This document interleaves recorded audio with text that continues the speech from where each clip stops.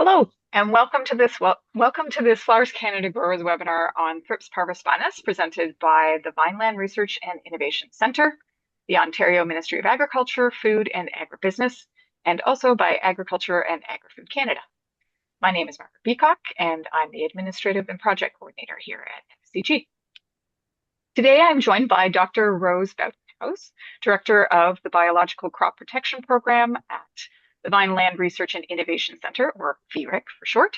She's responsible for the development and implementation of integrated pest management technologies against pests and diseases, supporting sustainable crop management practices for ornamental and production horticulture.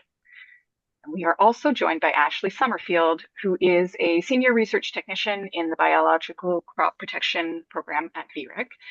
Her work involves project management and conducting research trials in integrated pest management with a particular focus on thrips in greenhouse crops. So throughout the webinar, you can type your questions into the Q&A area so that they can be answered after the presentation. And I want to honor your time as you've all joined us on your lunch hour, and I will hand it over to Rose and Ashley. Awesome. Thank you so much, Margaret and Carrie and Flowers Canada for hosting this webinar. This is a three-part webinar series that we are rolling out over the course of the coming weeks. So hopefully you'll be able to join us for the other two parts. Today we're going to talk about cutting treatments to start clean. And then the next webinar will be about parvispinus biology and behavior to better manage this pest. And we'll conclude the series with a presentation about how to pull it all together in a Parvi IPM strategy, or what we propose could work very well for parvispinus. So let me see if this is going to change. There we go. So this is all about Thrips parvispinus, right? So Thrips parvispinus is a relatively new invasive thrip species that has spread all over the world from its native range in southern Asia. It's been in Ontario for a few years. We first detected it in Ontario in 2022. And it's usually found on tropical ornamentals such as Dipladenia, Anthurium, hibiscus, and a few other tropical plants. But it's also a pest of pepper, both in greenhouses and outside. This thrips is very difficult to control because it causes damage really quickly. And it also appears less responsive to our standard biocontrol approaches to thrips management, which we optimized for Western flower thrips because that was our main thrip species before this one showed up. So the first question we always ask when we design an IPM program is to determine how does the pest actually enter the crop. And for thrips in general, they come from three possible sources. So the first way thrips can move around or get into a crop is from other greenhouse compartments or other crops in the greenhouse. The second one is that they can fly in from outside. And the third source is imported plant material. And depending on the thrip species, if it's Western flower thrips, onion thrips, Eastern flower thrips, or any other thrip species, these sources may be different. We know that Western flower thrips comes in on imported plant material and can fly in from outside. Onion thrips also flies in from outside and is less found on cuttings. So it's very important to know what thrip species you have and where it comes from. So in the case of parvispinus, they actually are a tropical species. And lucky for us in Canada, they cannot establish outside. They die at lower temperatures, so our winter will definitely kill them off. So the main source of parvispinus is actually coming in on imported plant material. And a few years ago, we actually looked at a lot of batches of cuttings from different varieties of Dipladenia, and we saw actually that there are quite a few larvae and eggs coming in. In this graph, you can see the orange bars or the lighter colored bars where when we inspected the different cuttings immediately at receipt to see if there were any larvae on the cuttings, and we could find in some of them like up to like 17, 18 thrips per 100 cuttings, which can be quite a lot. Other weeks, other varieties, this was less, but they were definitely coming in as larvae. We also held the cuttings over for 5 to 6 days to let the eggs that are inserted in the leaf tissue hatch so that we could count them as larvae. And now those are the red bars. And you can see that some weeks, some varieties, there were over 40 eggs, thrips eggs per 100 cuttings. So if you calculate this, like let's say you get a shipment of 10,000 cuttings, there could be about 100 thrips in there at a level of like 1 thrips per 100 cuttings. So you could be carrying quite a lot of Thrips parvispinus into your greenhouse on the cuttings, which is the ideal situation to actually apply the clean start procedure, which is unrooted cutting dips. This is a method that you probably have heard us talk about in relationship to Bemisia whitefly and western flower thrips. And when you do cutting dips, you immerse the cuttings into a solution to get complete coverage of the cuttings. We like to use biopesticides or reduced risk products because these products will still kill pesticide-resistant thrips. They leave minimal residues, or at least their residues are very short-lived, and they're highly compatible with biocontrol agents. And after you dip the cuttings, you stick them as usual. So the benefits, what we've shown for western flower thrips in chrysanthemum cuttings, is that you reduce the starting populations of the western flower thrips right at the beginning of the crop so that you can give the biocontrol agents a fighting chance. And this graph illustrates exactly what I mean. The blue solid line is actually when you do nothing. So thrips can go from 5 thrips to more than 100 in 4 weeks, basically unchecked. When you use biocontrol, even when you implement it really from the beginning, these only slow down the thrips populations, as you can see in the blue dotted line. Now, when you do cutting dips for western flower thrips, you actually reduce the starting population so that the biocontrol agents have a chance to start working. Of course, after you do the dips, you still have to do biocontrol, but you delay that population increase by at least 2 to 4 weeks. So we want to apply this, see if this strategy also works for parvispinus, because it mainly comes in on the cuttings. This is the ideal situation to nip any problems in the bud and to start clean. So I'm going to turn it over to Ashley to talk about what experiments we did and what results we got for this. Head over here.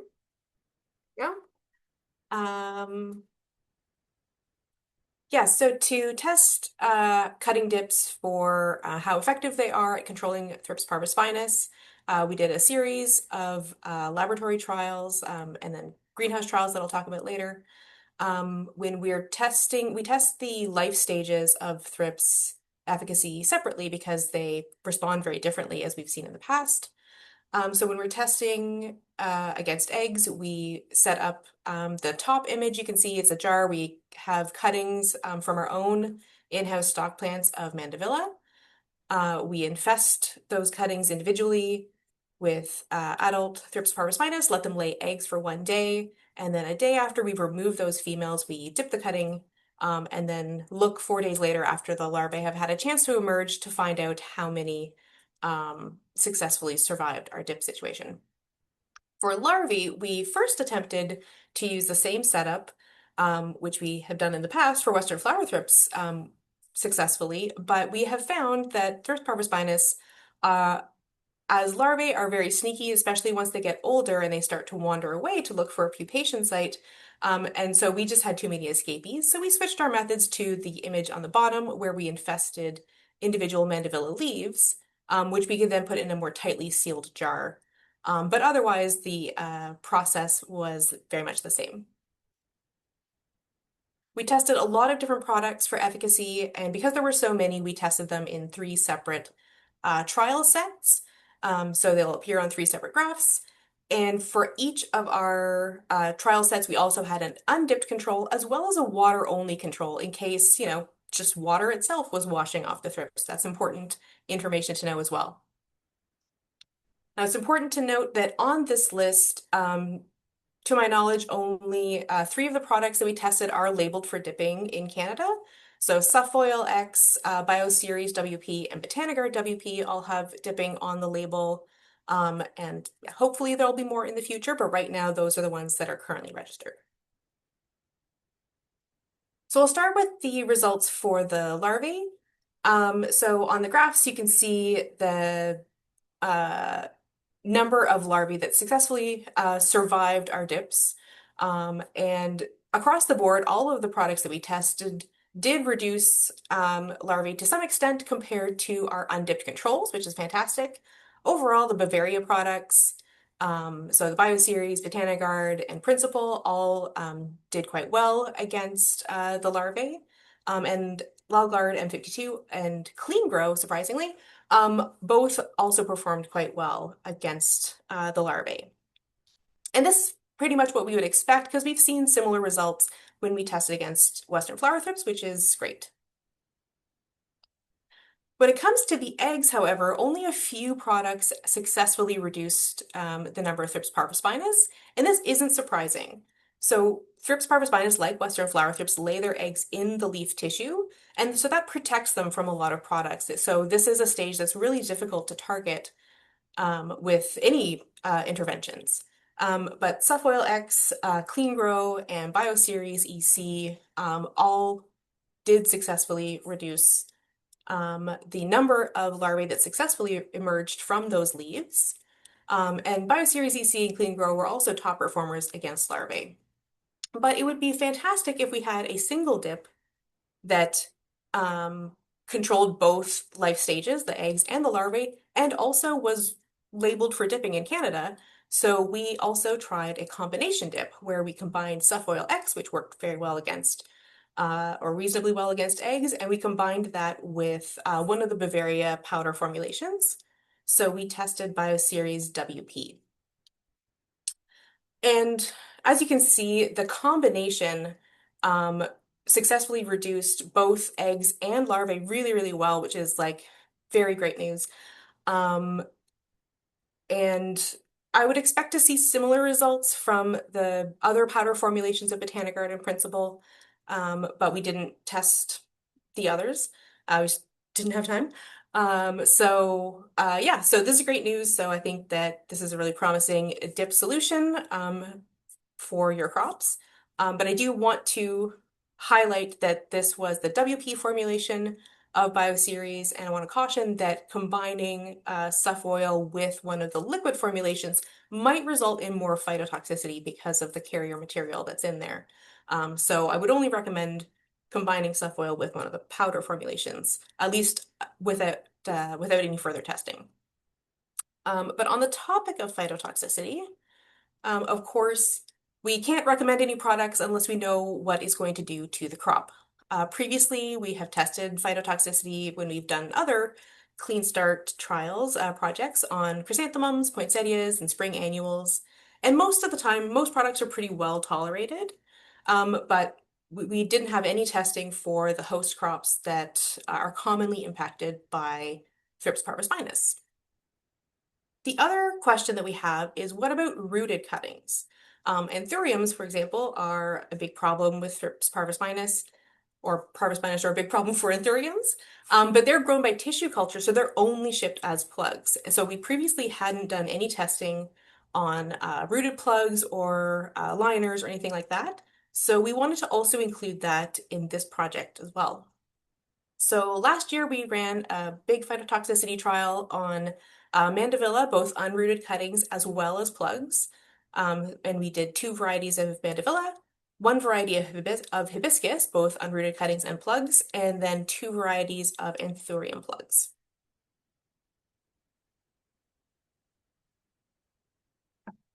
So for mandevilla and hibiscus, we assessed foliar symptoms of phytotoxicity at 1, 2, and 3 weeks after dipping. And for the unrooted cuttings, we also assessed root development. Now, all of these photos of the damage symptoms did come from our trial, so there were some instances where we had some pretty severe damage, as you can see, but overall, 85% of the mandevilla and hibiscus were in this category 1 and 2, where they just looked fine or maybe had like a few damage spots, but nothing concerning. So here's what all of the products look like overall. As you can see, the majority of products really only resulted in minor damage if they were different from the control at all, which few of them were.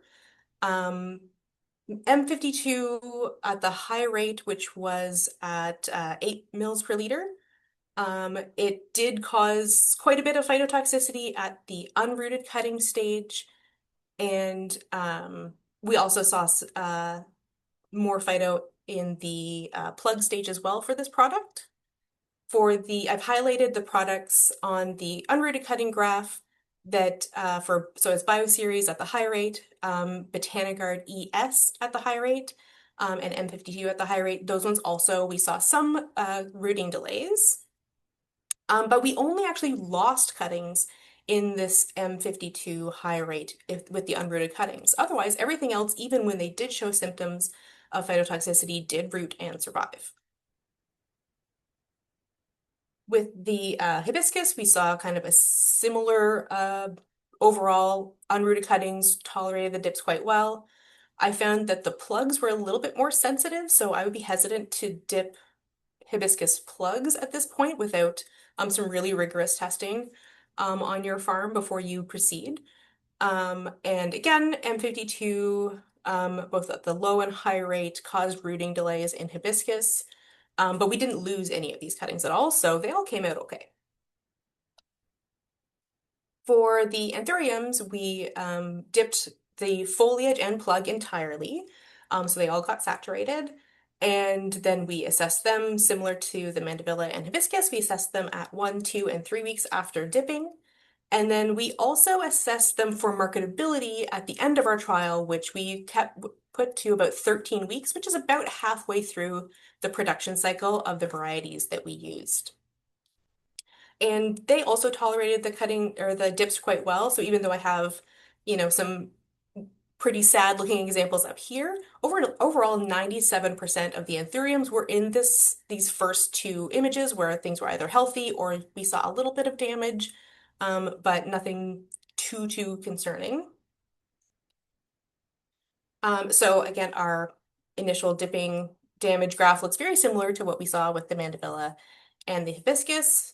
A little bit more damage with the M52 high rate. Sofoil high for these crops did cause a wee bit more damage. And then we also, when we assessed for marketability, the high rate of sofoil and the high rate of M52 produced the fewest of what I deemed as high quality crops. Or high quality plants. But I'm going to caveat by saying that I am not an anthurium grower. I think I was very pleased and proud of the plants that I produced, but at 13 weeks, I don't know how much of the overall quality might have been user error at this point. But I think given that the sofoil and M52, the fact that those seemed a little less robust, mirroring the damage symptoms we saw after dipping, does suggest that that has something to do with it. So that was a lot of information, a lot of different data points that we collected along the way. So I combined these into a summary chart. And I've been like really conservative with these recommendations because we only tested a few varieties. We tested them sort of in the winter, so not extreme heat conditions or anything like that. So of course, we would expect any kind of variability to different varieties, different growing conditions might lead to different phytotoxicity symptoms, and of course, always test your own cuttings. But basically, anything that I've given a green check mark to are products that we didn't see anything that was statistically different than our controls. So At this point, I have no indications that they wouldn't be safe to use. And then with the yellow exclamation points, this is a proceed with caution. And so all that means is that I did see some symptoms of phytotoxicity that were statistically different than the controls, but they were still only minor damage. And then with the not recommended, so these were products where I did see some more severe damage or rooting delays. So that's a little bit more concerning. So again, using an abundance of caution, these are my recommendations. But like I said, I really only lost like a few cuttings in one product.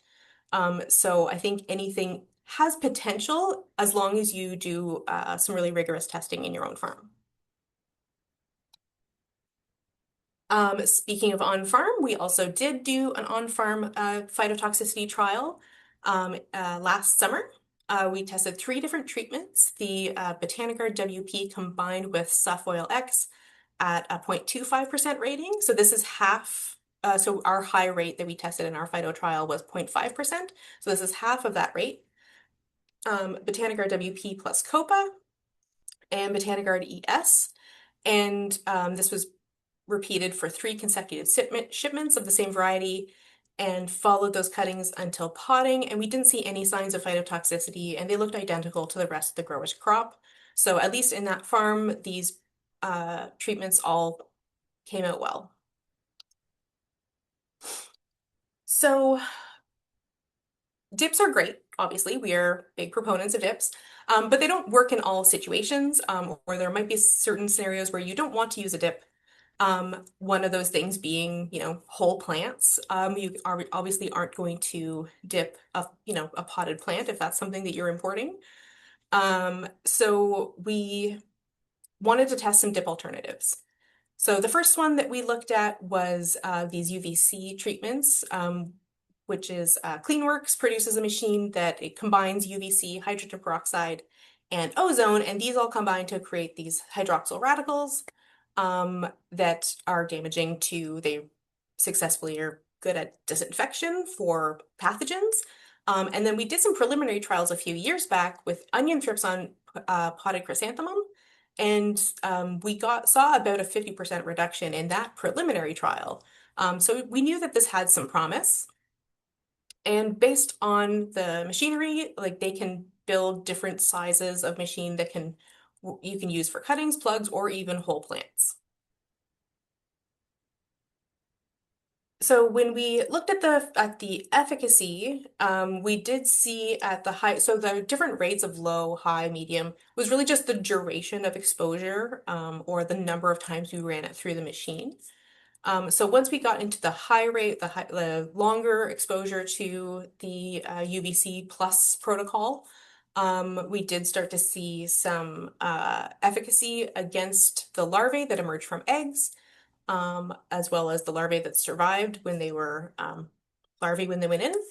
However, we did see some evidence of phytotoxicity. We saw that less phytotoxicity when we were treating the clean cuttings, but when we treated the damaged cuttings where they had thrips on them already, then we did see more phytotoxicity than in our original trial. So this is something that definitely has promise, but and performed similarly to a lot of the dips that we tested, but needs a bit more, might need a bit more tweaking to balance the efficacy and the risk of phytotoxicity. Another approach to dip alternatives would be using temperature, extreme temperatures against them. So as Rose mentioned, they are a tropical species. They're not adapted to cold temperatures. We know that they can't survive outside here in Canada. And most insects will die if you keep them at 40 to 45 degrees long enough. And so on this graph, if you imagine that the green line is the temperature range that a plant can withstand, and the orange line is the temperature range that the pest can withstand. These gaps where the plant has more tolerance than the pest, those are the windows that we could potentially exploit to control that pest. So, of course, because of the tropical nature of the parvispinus, we started with cold storage to see, does just keeping your cuttings in the cooler eliminate Thrips parvispinus. So starting with the eggs, we held them at two different temperatures, either 4.7 degrees Celsius or 3 degrees Celsius for 24, 48, or 72 hours. And as you can see, every day caused more and more declines in this number of larvae that successfully emerged from those cuttings. And compared to the kind of efficacy that we see for most dips, this is actually like a very successful treatment. The larvae seem to be maybe a little bit more resilient to the cold storage until you get to the 3-day mark, in which case that also reduced the number of larvae that survived. And the adults, which we don't typically treat with the dips because we don't tend to find adults on cuttings, but we tested the cold storage for the adults as well. And you can see that like the 3 degrees really dramatically dropped off at the 48-hour mark, and we had no survivors at 3 degrees Celsius at 72 hours. We did try cooling the larvae for a longer period of time at the 4.7 degrees mark, and we didn't reach 100. We still didn't reach 100% mortality with the eggs and larvae at the 4.7 degrees mark, and we haven't tested it for 3 degrees yet. You may be wondering how a tropical plant handles being stored in the cold. OMAFA ran some trials on this 2 summers ago. They tested different temperatures, cold storage of these cuttings that were then potted up and grown at a commercial farm alongside all of their other cuttings, and they didn't see any significant differences in the rooting success of any of the cold treatments. So they this seems like a viable strategy for mandevilla, at least. The only time that they did lose cuttings was when their cooler malfunctioned and dipped below 1 degree Celsius for an extended period of time. But yeah, the 3 degrees Celsius they handled just fine, which is great. And then lastly, we wanted to test heat. So there is a company in Europe that makes these plant saunas that is an aerated steam treatment that can be used for cuttings and plugs. They designed it, I think, with strawberry cuttings in mind, or runners or slips in mind.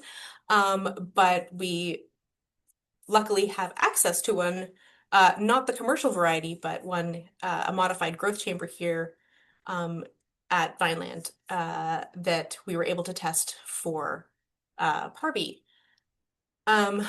This kind of unit, based on the size that they come in, you could reasonably treat your cuttings or liners, but whole plants might be challenging just based on the amount of space or the size of the units that they come.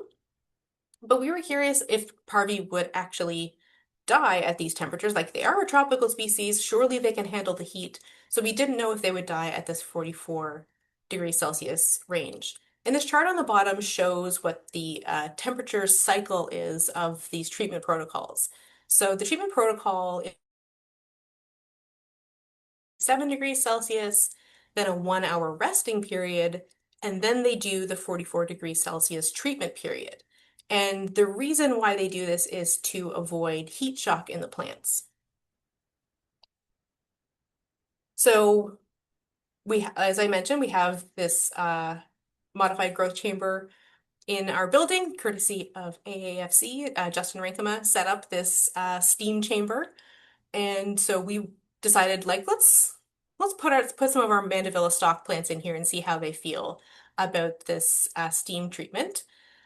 We have a bit of a problem with oleander aphids and not being able to use any pesticides on our stock plants. We decided to stick them in the steam chamber and see what happened.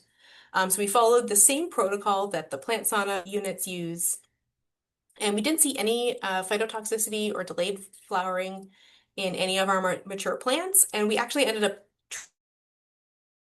getting rid of our oleander aphids.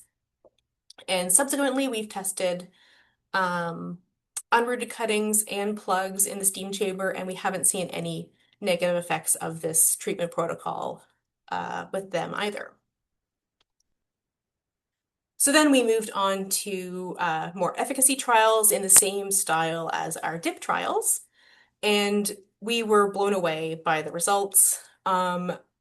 We tested both infested mandevilla cuttings with the eggs, or like leaves with larvae, adults, and pupae, and we had only a single individual thrips survive in all of our trials, and that was one of the pupae. We got 100% mortality in the adults, eggs, and larvae, which is really extraordinary.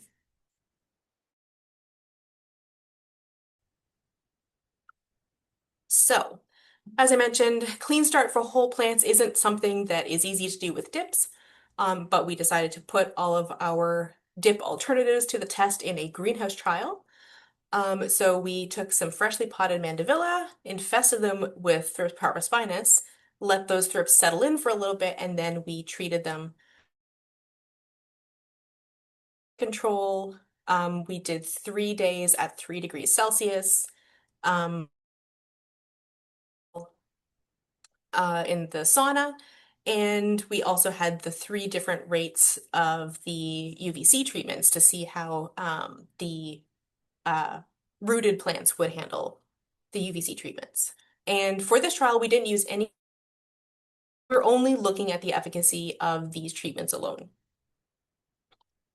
Before we started the trial, we did some tolerance testing with some uninfested plants, and the heat and cold plants came through just fine. No symptoms of phytotoxicity were seen in either of those treatments. But we did see some chlorosis and leaf drop in the meat treatments of the UVC.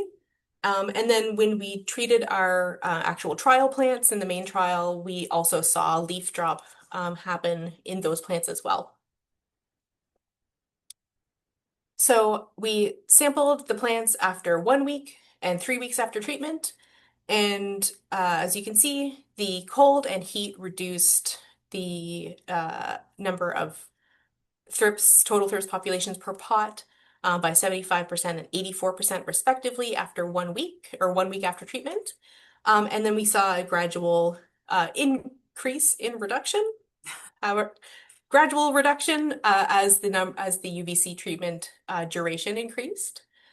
And then 3 weeks after treatment, we can see that with no other IPM interventions whatsoever, the cold and heat were still 71, 75% lower in population compared to the untreated control.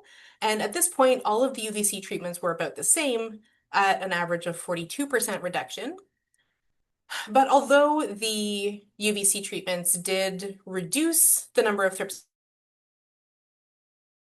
because of that leaf drop, and these plants dropped primarily some of the younger leaves, which we know that the Thrips parvispinus prefer.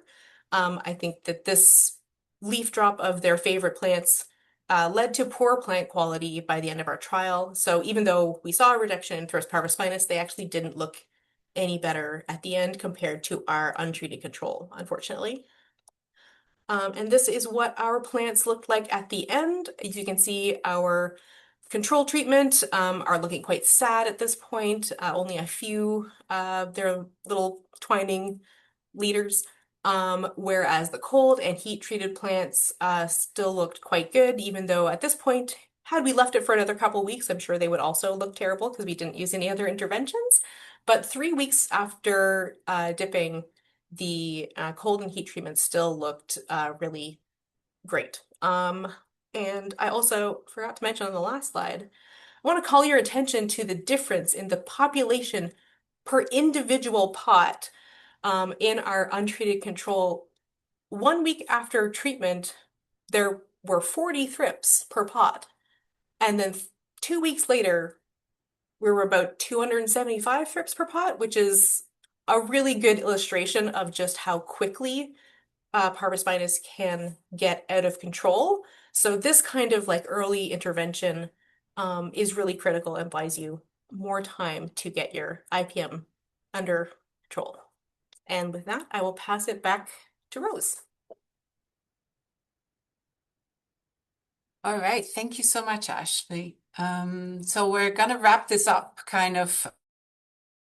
What does this mean for the whole production, right? So we have shown that there is several methods, dipping, cold, heat, very promising for parvispinus reduction on cuttings, unrooted, rooted, and whole plants even. So you can start clean. But it's very important that you do not forget the third source of infestation, which is other parts of your own greenhouse, right? Hopefully you will bring in clean plants or you clean them up with one of these methods. But if still somewhere in the greenhouse in one of the crops, it's important that you apply biosecurity measures. This could be several things. So it's always best practice to move at the beginning of the day, be in your clean or cleanest crops, and then move towards the more infested ones throughout the day so that you don't carry any thrips or pests into your clean crops. Also isolate your imported crops that may be infested or susceptible crops so that they don't get infested and stay clean. Determine which crops are susceptible or tolerant and design the layout of your crops this way so that the susceptible crops are not next to the tolerant crops that are infested. Because parvispinus will probably like the Dipladenia or Anthurium much better than hibiscus if it's in the same compartment. It's also very important to control weeds because we've been in some greenhouses and came back with the picture in the top right here, which is a dandelion with parvispinus on it. And then lastly, it's very important to clean and sanitize the compartments when you're done with them. The graph here at the bottom right is a preliminary trial with Clean Grow, where we killed Thrips parvispinus pupae with the highest rate of Clean Grow. So again, Clean Grow is a sanitizer here in Canada. Hopefully we'll get some label expansion into pest management as well. So wrapping up, we can do a lot of things to start clean. We can dip, we can blast, we can roast, or we can chill. Whatever method you choose to do, preventing thrips invasions by treating your cuttings and plugs gives you a very big advantage. Whatever IPM methods you decide to use afterwards, if it's biocontrol or chemical. Dips definitely are a proven method for multiple pests. So if you also need to control other pests, you may want to choose dips, but always check the label before use that dipping is on the label. Alternative strategies such as heat or cold, we've shown that they are very effective for parvispinus. We haven't done the work yet on other thrips species or other pests, so but we can definitely say that they're very effective for Thrips parvispinus. Always test on a small batch before going all in. We can't stress it enough. We only have a limited time and budget and resources to test our certain varieties or species. So it's always important before you decide to use a method to test it on a small batch in your own crop, in your own greenhouse. But if you treat your cuttings and then apply an IPM measure such as biocontrol, I return the same graph here, you will definitely get the best thrips control. So what are the next steps? I would love to see more of these products registered. We've shown of some of them that they are effective. So hopefully we can get dipping on the label, especially for Clean Grow and Bioceres EC. Heat treatments have very big potential. We would love to test this for other pests, for pathogens, and for more crops. So yeah, just let's talk about the possibilities and see what we can do. Of course, this work has been a a big project with so many people involved. So I really would like to acknowledge our co-author, Laxmi Katka, sorry, and as well as our lab mates, Jesse, Taro, Irina, and Sky. Sarah, we couldn't do this without you. And Avery has now gone on also to do her master's project on parvispinus, and you'll see her present in one of the following webinars. Justin, thank you so much for using your steam chamber, and then all the companies that helped us with space, materials, and all that kind of stuff. And of course, acknowledging all our funding partners as well. And with that, we do have a lot of time for questions. If you're watching this as a recording, feel free also to email us your questions, or if we don't get to your question. But yeah, we're going to open this up to questions now. Thank you. Excellent. Thank you so much, Rose and Ashley. There's a lot of information in that presentation. All right. So as they alluded to, there's time for questions now, which you can type into the Q&A, and then I can read them out so that they can answer them live. And I also wanted to take some time to introduce my colleague, Kerry Gates. I apologize, Kerry, for not introducing you sooner. He's the pest management director here at FCG and may have some insight into current and proposed pest control products registrations with potential activity on Thrips parvispinus. Sorry, Thrips parvispinus, Parvi. Let's call it Parvi, shall we? Yep. Thanks, Margaret. I appreciate that. I don't have a lot to add other than I did have a couple questions. Not sure if I should throw those in the chat or if I can just bomb them out. So I'm just going to do that. The first question, the clean grow dip are those results, or was the trial conducted under like GLP conditions? Do you know? So we're not officially certified for GLP. Okay. Of course, we use all the scientific research standards, but for GLP, there are some extra requirements, especially for documenting. Yeah. So no, Okay. it wasn't GLP, but definitely we would be able to publish these results, and Yeah. peer Okay. reviewers would hopefully Yeah. not Awesome. have too many comments. Yeah, I'd love to maybe try to work with PACE to add that use to the label. So I'll follow up with you guys on that. The phytotoxicity damage using metarhizium cutting dips, was that Lalgard M52? Yes, yes. I assume the liquid formulation. Yes, OD. Yeah. Okay, yeah. Thank you. Last question. Do you know the cost of those steaming units? Like from Italy? Like what do those run? This is I think the biggest barrier for that treatment, unfortunately, is the technology. Yeah. Rose is rummaging through her notes to find out costs. Sorry to put you on the spot. Just kind of curious with we probably should have had that information prepared because they're like a small car. Yeah, okay.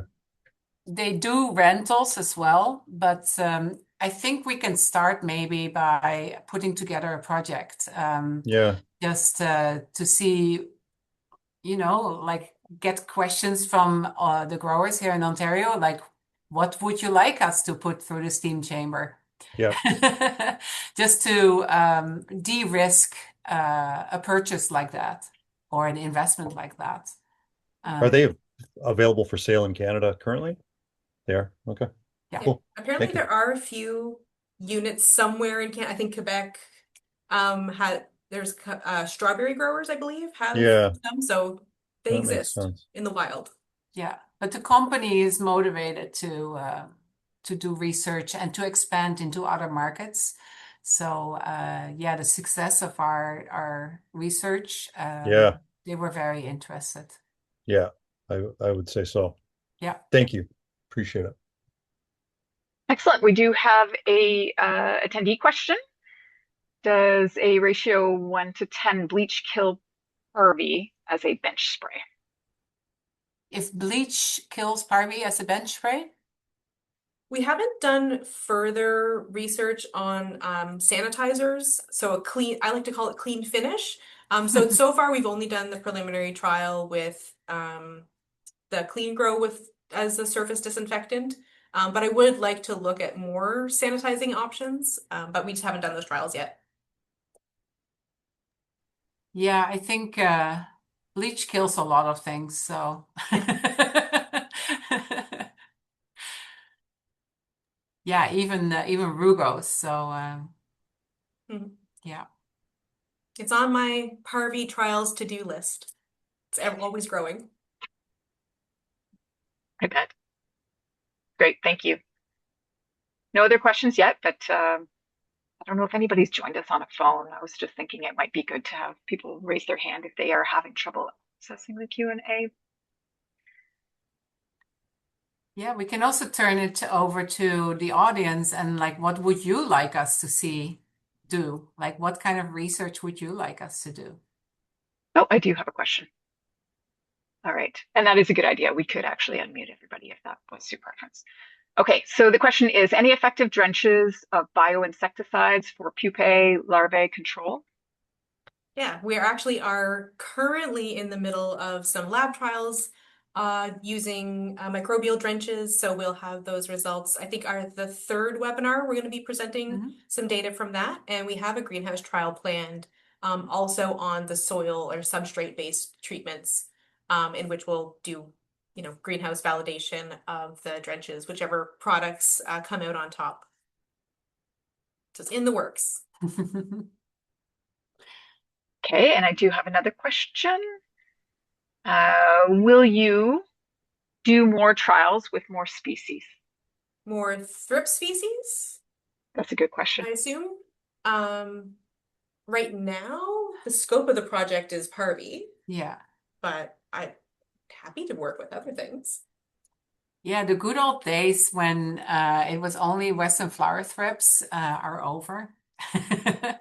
So definitely parvispinus has been a big shock because it's causing so much damage so quickly compared to some of the other species. But yeah, we need a comprehensive thrips IPM program, right? Because they all co-occur together. It's not only Western flower thrips, they're only parvispinus. So yeah, we need to find something that works for all thrip species. Yeah, I'd really love to do some trials on thripsitosis, but yeah, right now Parvi has our hands full, but yeah, happy to explore trials on cytosis in the future.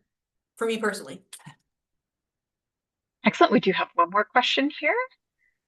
If you have a tough time controlling parvi due to dense canopy, if you introduce clean plugs into the greenhouse, it unfortunately doesn't matter if your cuttings are clean. How do you control parvi and dense?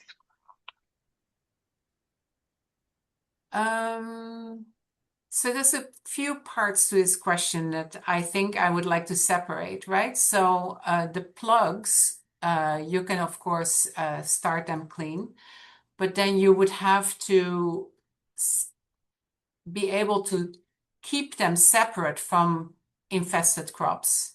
And that's maybe the dense canopy that the question, the person who asked the question is referring to. So yeah, like clean start is only the beginning, huh? That's no pun intended. You of course have to follow up with other measures. I think our research on the whole plant treatments with heat or cold are promising if you can do it, because then it doesn't matter if the canopy is very dense. Biocontrol agents that can penetrate these dense canopies would also contribute. So yeah, it's a matter of keeping the clean stuff separate from the infested stuff and designing it that way. Yeah, I mean, and I wouldn't expect, even though like we saw, fantastic 100% mortality in our sauna trials, like I still wouldn't expect 100% control from any of the clean start treatments. There's always going to be at least one that squeaks through. So, any clean start treatment would have to be followed up by other IPM measures like in the crop. So whether that's biocontrol or chemical applications or something. just assume that they're going to be there. But obviously, starting with way fewer is always going to set you up for more success.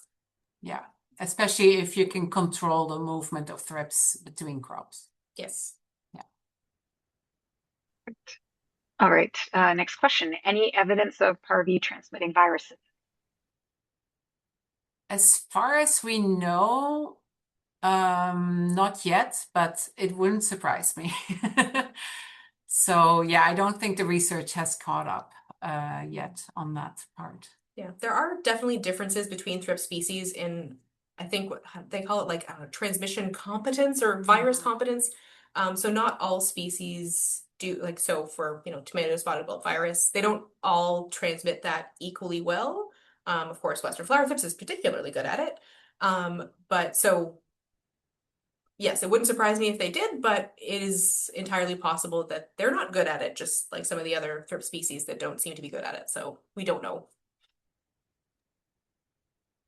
Okay, next question. On your sauna trials, the plants were positioned individually. Is that the same way plants go on the big sauna chamber? So yeah, our chamber was really small, but it worked really well. So we had to basically, yes, position our plants individually or in batches of, like, how many plants fit in there? 3, 4? It depends on the size of the plant, of course. When we Yeah. used our big mother stock plants, I think we could maybe cram like 6 in there reasonably, but Yeah. we could fit a lot more of the smaller, 4-inch pots in there. If you look at the size of the commercial units, they're basically containers. So I think they come in different sizes. And yeah, on the pictures you see kind of like a whole crate, like several crates going in there. Yeah. So yeah, they're definitely much bigger, kind of like container size. Yeah, and the way that the sauna chambers work is that the steam and aeration process that they have built in there really helps the heat penetrate all areas of the chamber really quickly. So, as long as it's not like all of your plants aren't like packed like one on top of each other, like pressed together, that steam and aeration would be able to make its way around all of your plants, regardless of sort of like their arrangement. Again, unless you have everything packed really tightly together. Yeah. Same for cutting dips, right? You don't want to pack your cuttings too tightly. Excellent. That seems to be all the questions for now, unless anybody needed to raise their hand. And we're about 4 minutes away from when we had intended to end, so Perfect. Yeah.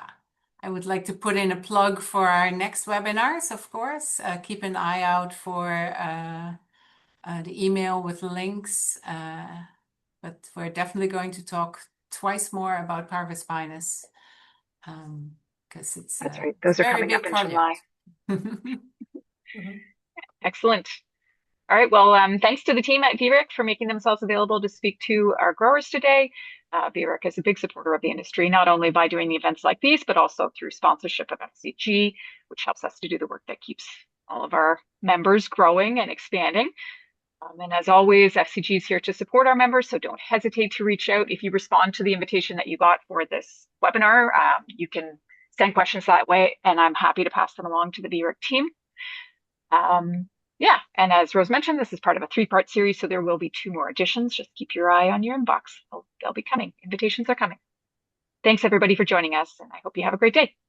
Thanks.